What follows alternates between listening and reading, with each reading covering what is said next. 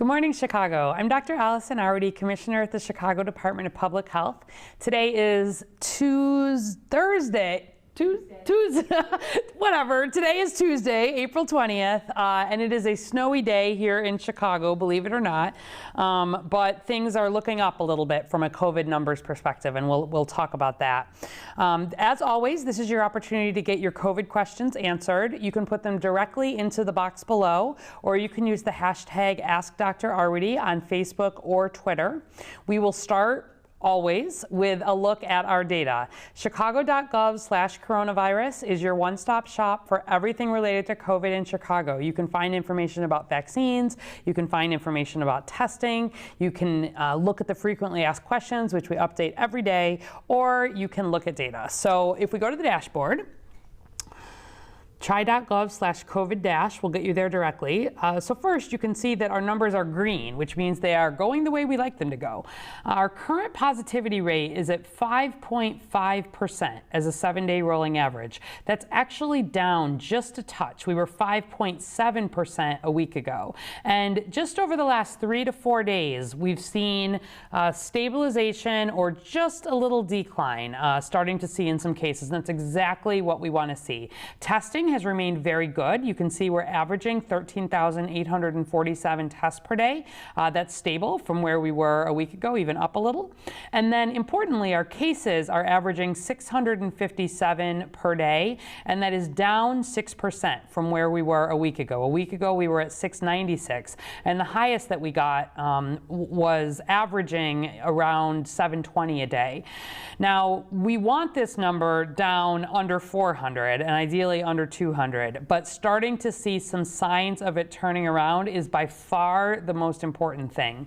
And if we look daily by demographic here, we can see a little more of what's going on. So first, if we limit it just to the last 2 months and look at race ethnicity, what you see here, red represents white non-Latinx Chicagoans, purple represents black non-Latinx Chicagoans, blue are Latinx Chicagoans, and then green are Asian non-Latinx Chicagoans. And we just pulled those groups out for simplicity. You can see the other groups on the website.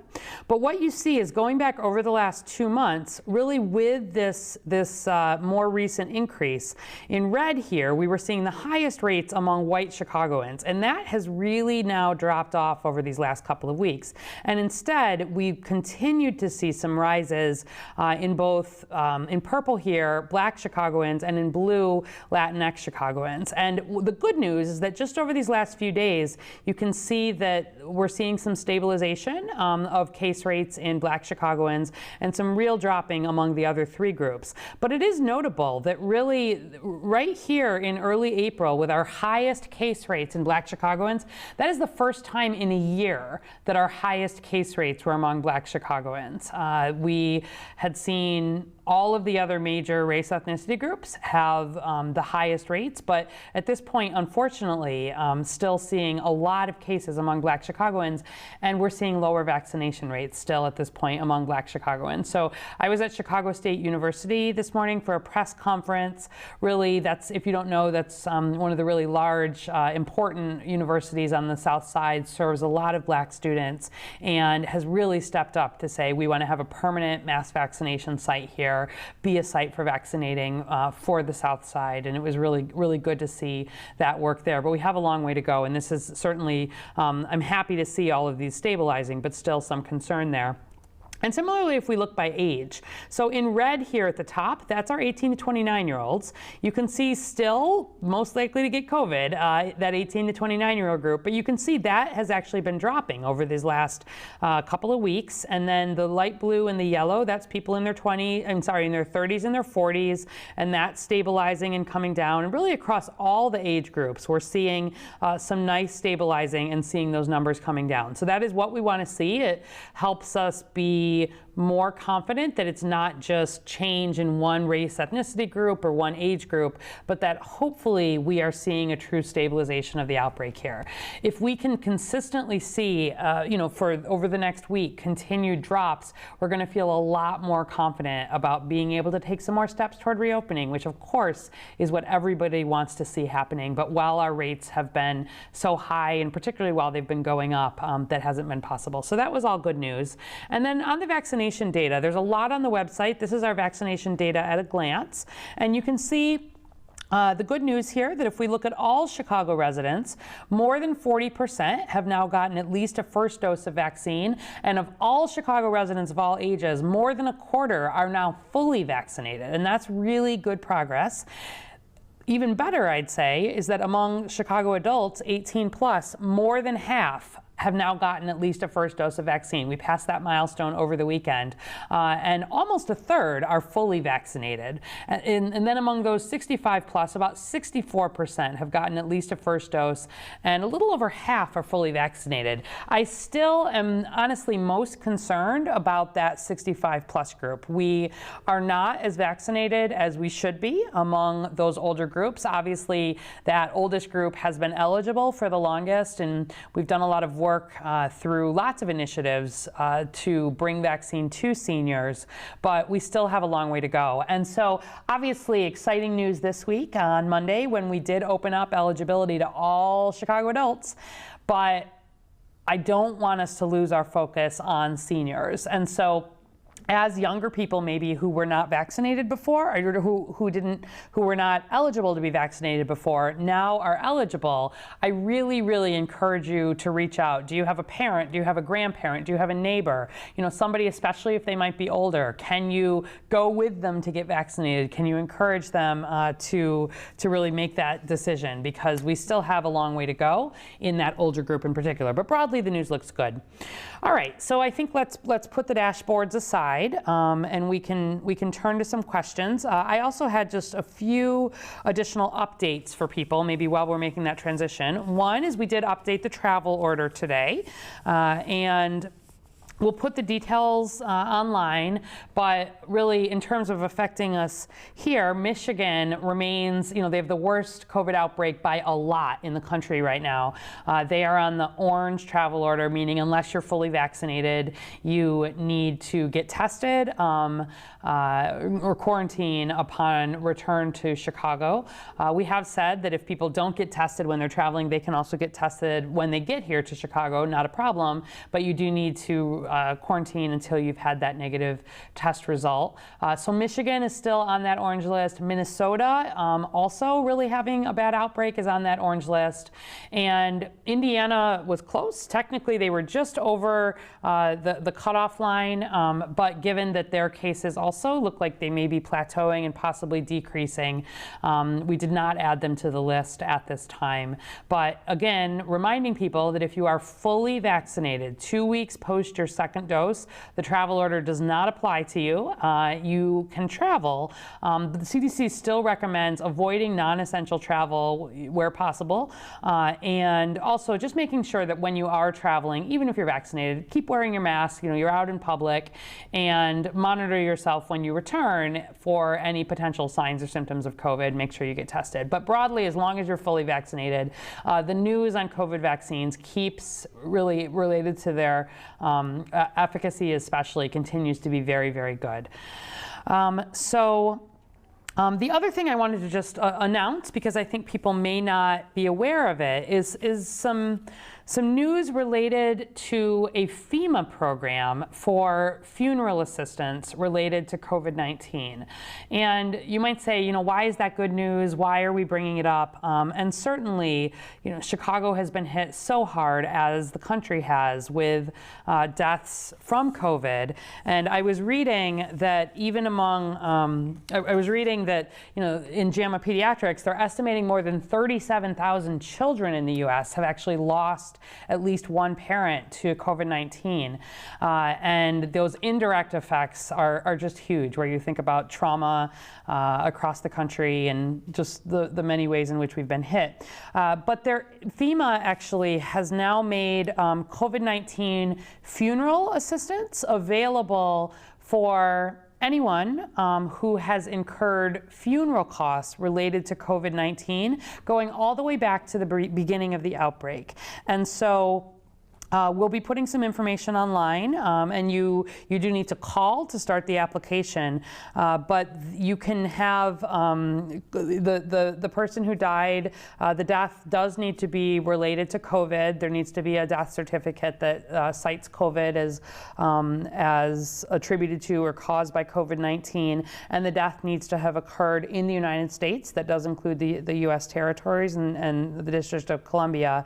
And the person who applies can be a U.S. citizen, a non-citizen, a national, anybody who incurred these funeral expenses after January 20. And there is no requirement for the deceased person to have been a U.S. citizen, et cetera. And so you can if you or your family or anybody you know did incur funeral costs related to COVID. I know, it doesn't do anything to bring back that person and, the ongoing trauma from that, but you can receive up to $9,000 reimbursed per burial. And if an applicant is applying on behalf of multiple loved ones, can receive up to $35,000 reimbursement. You do need the funeral expense documents, receipts or funeral home contract, et cetera. And they will, after reviewing it, if eligible, they'll reimburse with a check by mail or direct deposit. So there's information available in both English and Spanish, and we will be sharing that. And again, knowing that people who have had a loss in the family, in many cases, may have also had significant financial costs related to burials. I wanted to make sure that people knew about that. So we'll put it online, and I encourage you to share that information if you know people who may have incurred those expenses. All right, let's go ahead and turn to questions. Just gonna switch here. Okay, Connie Murray on Facebook is asking, is there a vaccination risk for Black Chicagoans with diabetes, high blood pressure, or other conditions? Thanks for that question, Connie. So I really want to emphasize that people who have diabetes or have high blood pressure or have other underlying conditions absolutely should get the vaccine. So not only is there, the vaccine does not pose any more risk to people, whether they're Black or Latinx or white or Asian. The vaccine does not pose more risk if you have diabetes or high blood pressure or anything. But what it does do is if you have diabetes or high blood pressure or other conditions, it makes you more likely to have a severe outcome from COVID, like being hospitalized or unfortunately dying. And we know that, you asked especially about Black Chicagoans. We know that Black Chicagoans broadly actually have higher rates of these chronic diseases, like diabetes, like high blood pressure. So one of the reasons I really want to encourage, everybody to get the vaccine, but especially if you yourself or somebody who has one of these underlying conditions, it's especially important that you get vaccinated because the vaccine is safe, it is effective, and it is how you protect yourself and your family from COVID. And so the other point is that sometimes we get questions about, are there what about if someone in my family has one of these risk conditions? You getting vaccinated also helps protect that family member. So strongly encourage people to get the vaccine. The Johnson & Johnson does remain on pause right now, and I expect more information about that from the Advisory Committee on Immunization Practices on Friday. But in the meantime, and even there, just to remind everybody, the reason that Johnson & Johnson vaccine was put on pause was really to make sure that the people who are continuing to study the safety of this vaccine can get all of the information that they need. There were a very, very small number, 6 women out of almost 7 million people who had got the Johnson & Johnson vaccine, who had this unusual kind of blood clot in the setting of having low platelets. That's an unusual thing to find, and they don't know for sure that it was related to the vaccine, but they want to have the chance to explore that. And the other reason I think they put the pause in place is that with these unusual forms of clotting, doctors actually need to treat those patients differently. And so you really want to make sure that if, in the very unlikely event somebody had one of these blood clots, people would know to ask about the vaccine, to look at people's platelet levels, and give them the right medication to treat them appropriately. But let me, to put this in some context, we had no cases at this point. We've had no cases of this kind of blood clot reported here in Chicago or in Illinois. And the chance of that kind of side effect happening, even with Johnson & Johnson, a 1 in a million risk means you're actually more likely to get hit by lightning than you are to have this risk. Whereas on the other hand, we know so many people continue to get COVID, right? Almost 700 people a day being diagnosed with COVID just here in Chicago. And many of those people going on to have the more serious outcomes, hospitalizations and deaths. By far, the safer thing to do is get vaccinated. And those blood clots have not been linked to Pfizer or to Moderna. There have been more than 200 million people now across the U.S. that have gotten at least a first dose of vaccine, more than 1 million here in Chicago. Like I said, more than half of Chicago and U.S. adults have now gotten that first dose of vaccine, and the safety data looks amazing. And so does the effectiveness data. So please, send your questions in, and I would refer you to the CDC and our website if you've got more questions, but it's very important to get vaccine. All right, MMac on Twitter. Given the slow vaccination process in Chicago, are plans being made to make certain that a rollout of a booster is quicker this fall? Okay, couple things on this. So first, we are actually right on track and ahead in some ways of vaccination rates. The main thing that has been holding us back in Chicago, honestly, has been how much vaccine we have received. And we receive vaccine based on how many people live in Chicago.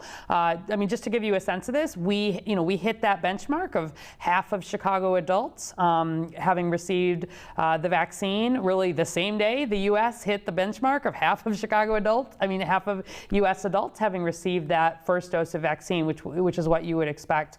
But to the second part of your question, there are no plans at this point for a booster shot. Might we need one? We might. The question of whether we need a booster mostly has to do with variants and whether we see the emergence of additional variants. And the vaccine, the scientists are working hard in case we need a booster. But I still sometimes are getting these questions about 6 months, et cetera. There's not been any sign that the current vaccines, Moderna, Pfizer, or Johnson & Johnson, the protective level remains very high. It's not that it falls off at 6 months. It's that 6 months is how long we've been following people, and the vaccination coverage and protection levels remain very high. All 3 of the vaccines also are protective against all of the known variants right now. You see the protectiveness drop a little bit, and we can talk about that if you have questions. But the most important thing to do to help decrease the risk of needing booster shots is related to whether we see an emergence of more variants. And so getting our case numbers down, getting more people vaccinated, having people continue to wear those masks is going to be the point. But the other good news is that we really this week, for the first time in the last approximately the last week, this was the first time here in Chicago we had enough vaccine to be able to send to every Chicago provider who wanted it. For 4 months, we had not been able to do that. We had more doctors, hospitals, pharmacies, mass vaccination sites, more demand, more people wanting additional doses of vaccine, and we didn't have it to give it to them. So really, just this first week was the first time There was enough vaccine that we could really distribute it across the city. And as vaccine supply continues to ramp up, that's really good news, because what this means is that if we did need a booster in the future, this will be much more like a traditional flu vaccine campaign. And we've actually done here in Chicago, the amount of vaccinating we've done since the COVID vaccine launched, like we don't do that amount in 3-4 years related to our Vaccines for Children's program. It actually has been amazingly efficient. And we've gotten, one of the reasons we share the data here is that, I know people feel like it's been slow because there's been this feeling like I can't get a vaccine. But actually, we are beating pretty much the whole country in terms of our efficiency numbers. Every week, 95% of Chicago's vaccine out the door to appointments. And every week, our goal was more than 85%. And in fact, we've had more than 90% into arms and reported within a week. So it's been very efficient. It's just been needing more vaccine. And so the nice thing is, as we see demand really slowing in other parts of the state and in other states, right? Indiana said, come one, come all, because they have vaccine appointments that are not being filled. And I really, again, I want to thank Gary in particular for saying Chicagoans are welcome. And, we have information on our website that if you're unable to find a dose in Chicago and you have the means to travel, getting vaccinated outside Chicago leaves more doses for people in Chicago who don't have vaccine. But the good news is that, the state did actually supplement vaccine for Chicago for the first time last week in the setting of us not being able to use the Johnson & Johnson, and just recognizing that there are whole parts of downstate that are not filling vaccine appointments, and that has not been our experience here. So the good news is, if we do need booster shots in the future, there's been a lot of work to be able to have quick production, and it's going to feel more like flu vaccine. I think really over these next few weeks, it is increasingly easy to find a vaccine in Chicago. I've been checking, and ZocDoc.com/vaccine has appointments more often than it doesn't all over the city. We've got appointments at the United Center. We've got appointments at our other mass vac sites. We've got appointments through our faith initiatives. We've got appointments through doctors' offices, through hospitals. And if you think about when you want to get a flu shot, it's not a question of like, will your doctor have it? Will your pharmacy have it? Will you be able to find it? It's making the decision to get it. And we are just getting to that phase, I think, finally here in Chicago in terms of production starting to catch up to demand. So being able to open up eligibility to all adult Chicagoans was really a big move.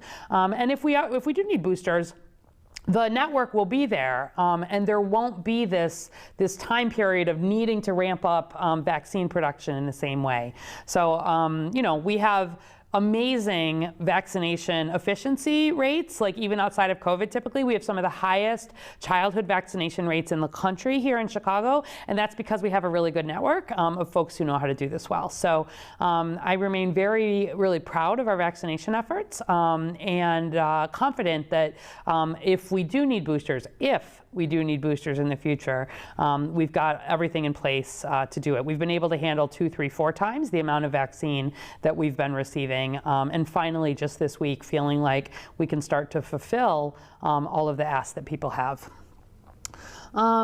Aaron Sanders on Facebook, have any more Johnson & Johnson cases been announced? And how do you treat this specific kind of clotting generally? Yeah, good questions. So one of the reasons why the FDA and the CDC made the big announcement in the pause is to sort of put out a call for additional cases, right? Whenever you announce something like this, doctors around the country will say, oh, I did see a case, maybe of a clot, was this related? And so I know, last I had heard there had been, I think, 2 additional cases. I'm sure there will be more, and that's part of what the ACIP will be looking at, but there has been absolutely no sign that this is anything other than an extremely rare event, like extremely rare. Chance of getting hit by lightning rare, higher chance of getting in a car accident on the way to the vaccine appointment than of having this side effect. But still, on Friday, and the ACIP meeting is open to the public if you're interested. Certainly we'll be watching at CDPH. But I encourage you to watch too if you're interested. The Independent Advisory Committee will look at all of the data, will be sharing out what they know, and then making some recommendations. I think it is likely that the Johnson & Johnson vaccine will come off pause. We'll start being able to use it. There may be some additional labeling. There may be some decision not to use it for particular groups. We'll see. But I'll be able to answer that question more fully on Friday when they share more of what they've learned in this pause. And to the question of how do you treat the specific type of clotting? So typically, I used to work in the emergency department, and people would come in pretty frequently with blood clots. It's something you rule out every single time you work in the emergency department. Someone will come in with a red swollen leg, or they'll feel short of breath, and you need to do the test, and sometimes you'll find that they have a blood clot. And if it's a more serious kind of blood clot, like you need to admit them to the hospital, the most typical treatment that you give is something called heparin. It's a blood thinner that you give through the IV. But for this particular way that these clots were showing up with the low platelets and maybe mediated more by the immune system, you don't want to use heparin. And instead, there's some other kinds of treatments that you can use to sort of help thin the blood, or you may actually need to do more sort of going and pulling the clot manually. So you need to really consult a hematologist, meaning a blood specialist. But the main thing is just making sure people know not to automatically start the treatment that would be the most common. And I think, my opinion is that is actually why, the number one reason why the CDC and the FDA made the decision to put this on pause, so that doctors everywhere knew what to look for, knew to check for the lower platelets, and if so, not just to proceed with the most common treatment of this, and instead use some of the more specialized treatments that are available. But giving heparin can actually make this worse, and it wouldn't be something that you'd want to have happen. Karen Taylor on Facebook: what happens if you get vaccinated while you are COVID positive? So we don't want you getting vaccinated while you are COVID positive, mostly because you run the risk of spreading COVID when you went to get vaccinated. And that's why we really ask people, if they are diagnosed with COVID, for example, between their first and their second doses, to wait at least the full 10 days from after they've been diagnosed or until their symptoms have started, and until their symptoms have fully resolved, to get the vaccine. But in terms of how would it affect you at an individual level, it wouldn't. It would give you sort of even more of a booster or an immune response, if you will. It's possible you could have a little more side effects from the vaccine, because remember, the side effects are not dangerous in and of themselves, meaning the ones that happen, in that 24 to 48 hours after getting vaccinated. They are just a sign that your immune system is learning how to fight off COVID without actually making you sick, without giving you COVID. It is impossible for the vaccine to give you COVID. So if your immune system had just recently seen COVID, you're now sort of teaching it again, like in very short order. And it's possible you could have more of a sore arm, perhaps some more fatigue. But broadly, you should get COVID. You should get the COVID vaccine, even if you have had COVID. And you should get it. You just need to wait at least the minimum of the time when you're no longer infectious. June Ratliff on Facebook: what is the correct positivity number for Chicago, Illinois? 5.5%, right what I showed at the beginning of Facebook, and what I show every single time when we do this. chi.gov/COVID-, or you can get there from chicago.gov/coronavirus. Those are Chicago-specific data. Chicago-specific data on cases. Chicago-specific data for vaccine. We have it by zip code. There's a ton of information over there. So that is the official number. Denise Sims from Facebook: when are the CTA mobile buses for vaccination coming? So we actually had already launched the CTA mobile buses for vaccination, but they were using the Johnson & Johnson vaccine. And one of the reasons why I'm very hopeful that the J&J vaccine does get the go-ahead is that we know that it's important to have ideally a one and done vaccine that people aren't needing to make an appointment for, that they can decide really on the spot, I want to get a vaccine without needing to do the second follow-up. And something like the vaccine bus, which is really meant to be not appointment based, but literally going down a bus route, or we're not vaccinating people while the bus is moving, but we've done all of this work to actually pull out some seats, make safe spaces for vaccination, and to have people know that there's a regular route that these vaccine buses are running on, and that they can get vaccinated without needing to do anything in advance, we think is going to be an important tool. We are right now on pause while we're waiting for the Johnson & Johnson. Again, I hope that it will come back. And actually, I was seeing patients in clinic last night, and I had a number of patients who still said, I want to get the Johnson & Johnson vaccine. That's the one I want. And I said, okay, good. I'm hopeful that will be back in the next week or two. It wasn't in somebody who had any history of blood clots.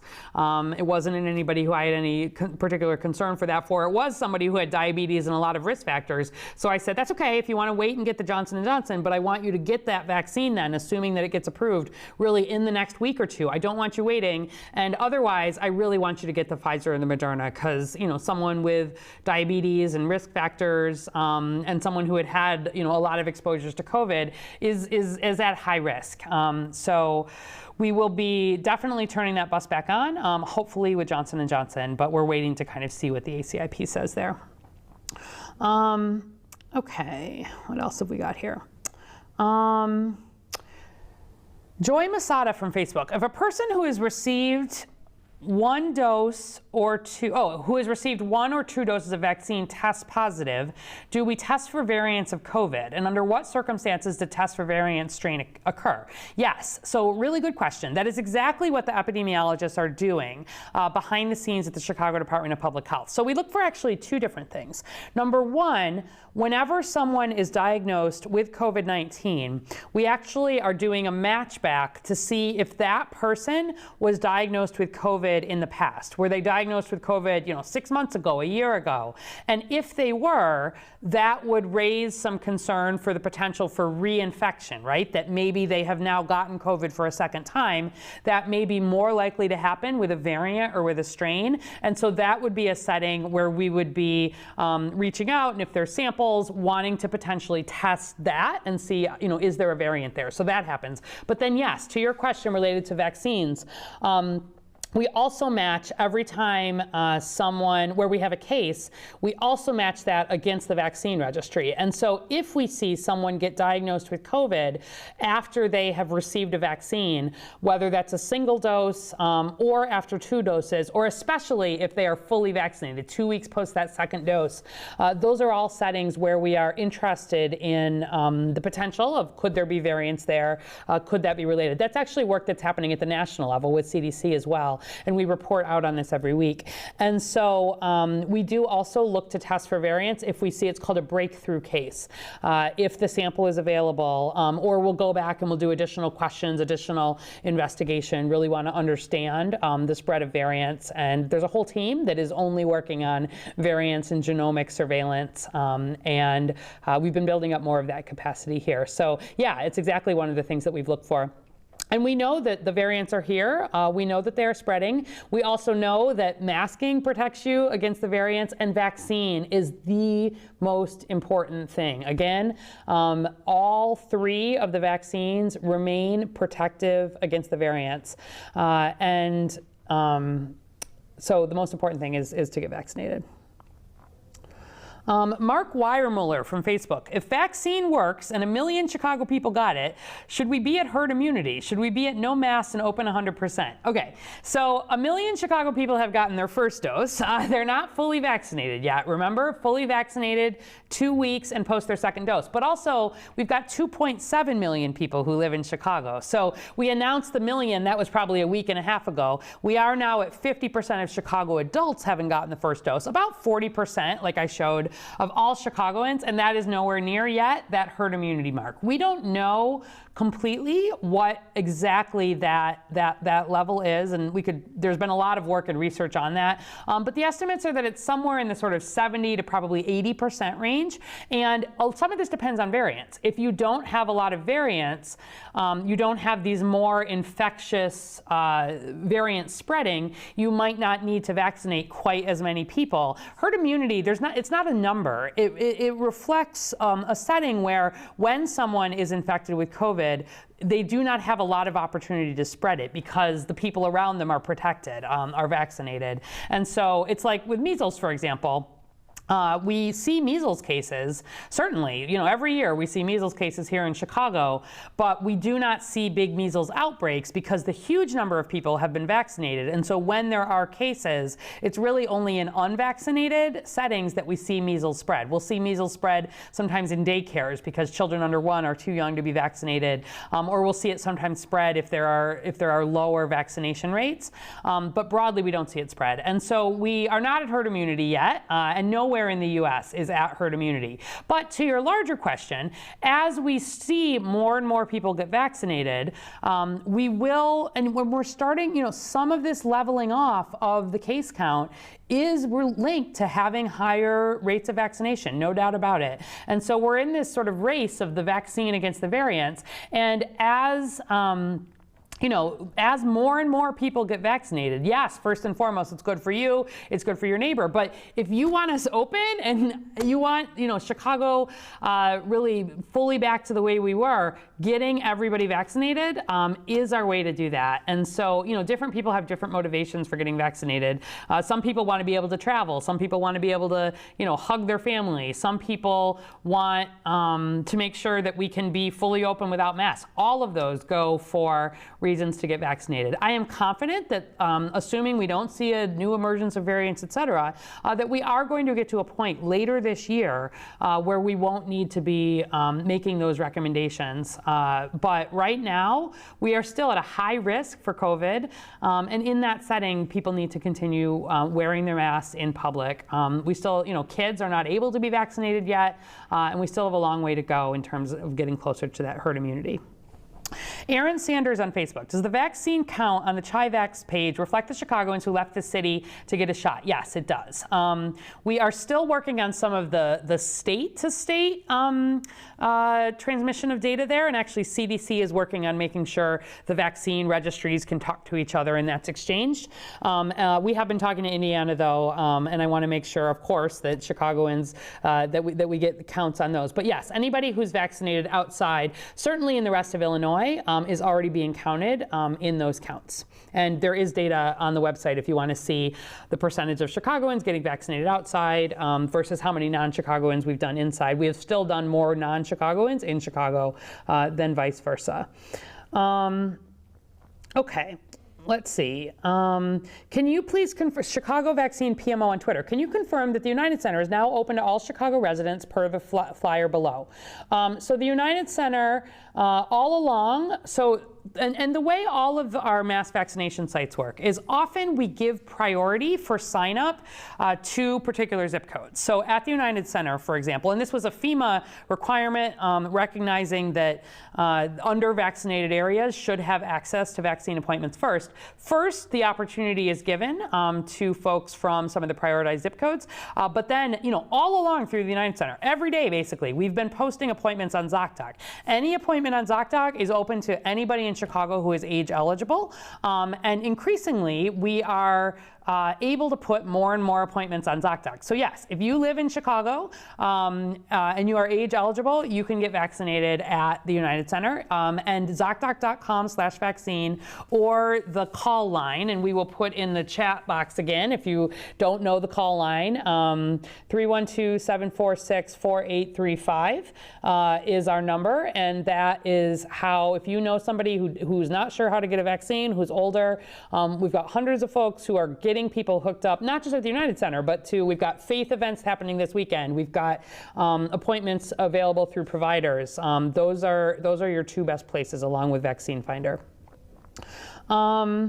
Maggie K9 on Facebook, can you talk about the interaction between vaccine and Zyrtec or antihistamine taken once the night before the second vaccine due to allergy? No problem. You can absolutely take your Zyrtec or your antihistamine. I know during the spring, a lot of people, their spring allergies come out, and if you had to take a, either if you take your regular medicines against allergies, or you had to take some because you were having runny nose from hay fever or something, it will not affect your vaccine efficacy, not to worry. You don't need to take, and this, sometimes we get this question about Tylenol and ibuprofen. You don't need to take anything in advance of getting the vaccine, and you shouldn't. So unless you've had an allergist or a doctor, advise you to do something differently, you don't need to take an anti-allergy medicine. You don't need to take a painkiller before getting the vaccine. But if you would regularly be taking any medicine you would regularly be taking, please keep taking those regular medicines in advance of getting the vaccine. And then after the vaccine, in that 24 to 48 hours, if you're really having, a lot of pain, or you're having a fever, you're having some of these side effects, that is not COVID. That's just your immune system learning to fight COVID. You can take, a painkiller or any other over-the-counter that you otherwise would. Okay. Falguni Duji from Facebook, what is a good time to get vaccinated after one has had COVID, and how long should one wait? So there's been a couple pieces about this. First and foremost, thank you for that question, because I 100% recommend that people get vaccinated after they've had COVID. We know that there is some natural immunity, some natural protection when people get COVID, but it is less predictable and it is less long lasting is what the current understanding is. And again, where we're starting to see some of these breakthrough infections, et cetera, we want people to get vaccinated for sure.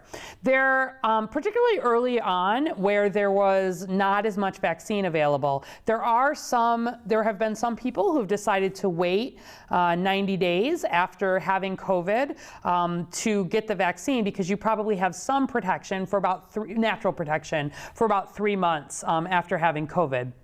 But when my friends ask me who have had COVID recently, I actually just advise them to get the vaccine really as soon as it's available to them. You want to be at least, like I said, at least 10 days after that COVID diagnosis, and your symptoms need to be better. So we need to make sure you're not infectious from COVID. It's a little bit of a balancing act. You might have a little more side effects, like I said, if you get it earlier. But I have been recommending to my friends that they go ahead and get that COVID vaccine, even if they very recently had COVID. It's the best way to protect yourself. If you do decide to wait, I would definitely not recommend waiting beyond those 90 days, because that's how long the CDC has recommended that you probably have some of that natural immunity. But really, we want to get everybody vaccinated. So that would be my suggestion. Rachel Sachs on Facebook. My health system is not giving out the little CDC vaccine cards. Although I have vaccine evidence securely in my electronic health record, do you think small businesses will expect those little CDC cards as evidence of vaccination? And then Sharon Ann on Facebook is asking, if you lost the vaccine card, can you get the second vaccination? And will they provide another card?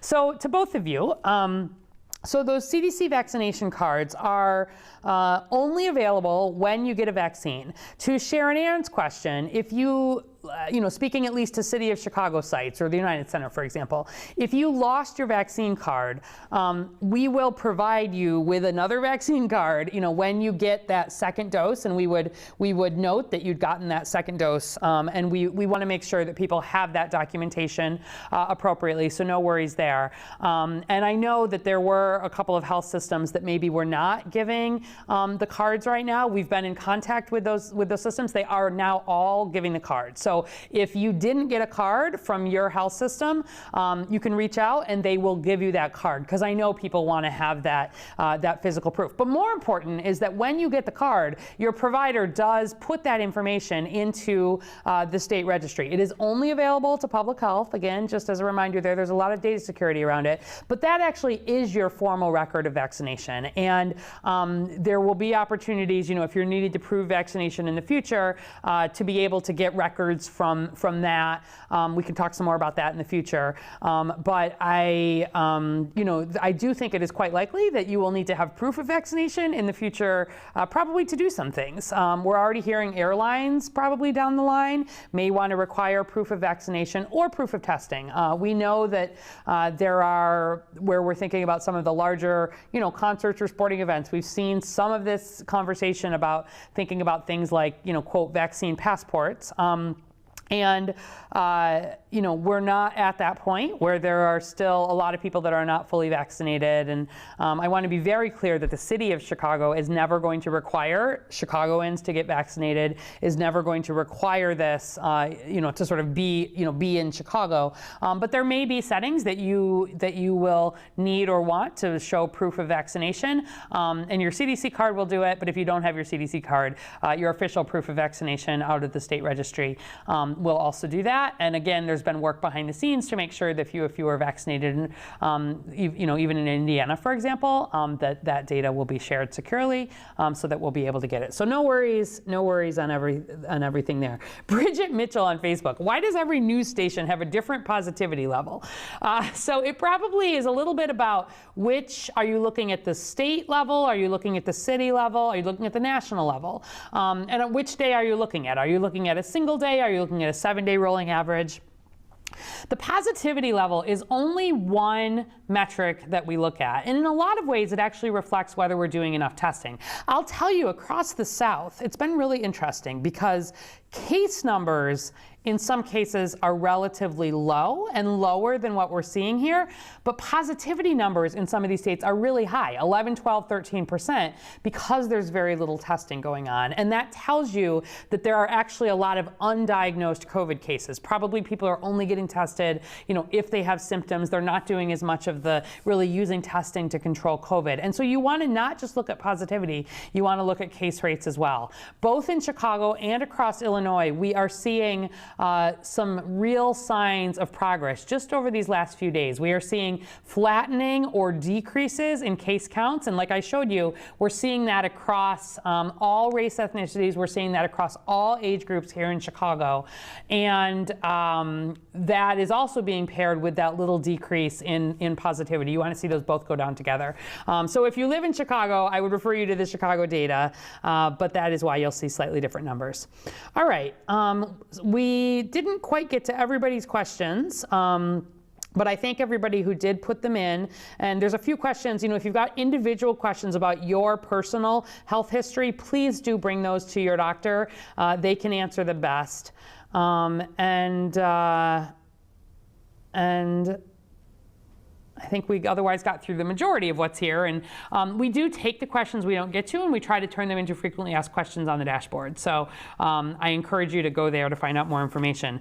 I think, related to good news, for me, I can't tell you how pleased I am that for the last 4 days, when we announce that data out every morning, we talk about that data with the mayor every single morning here in Chicago, and to be able to report some flattening and some decrease in cases, and knowing that we're seeing that across all the different demographic groups in Chicago. I have been waiting for that. We haven't been able to say that for more than a month.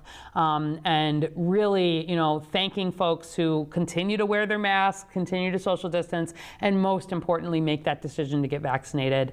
The biggest predictor of whether somebody gets vaccinated is whether they know someone else who has been vaccinated and can have a conversation with them. So if you yourself have gotten vaccinated, please, wear the sticker, wear the pin, talk to your friends, put the little banner on Facebook, let people know that you've been vaccinated, so that if they're still trying to make that decision, they can talk to you about your decision. Continues to be safe, effective, and now much more available than ever.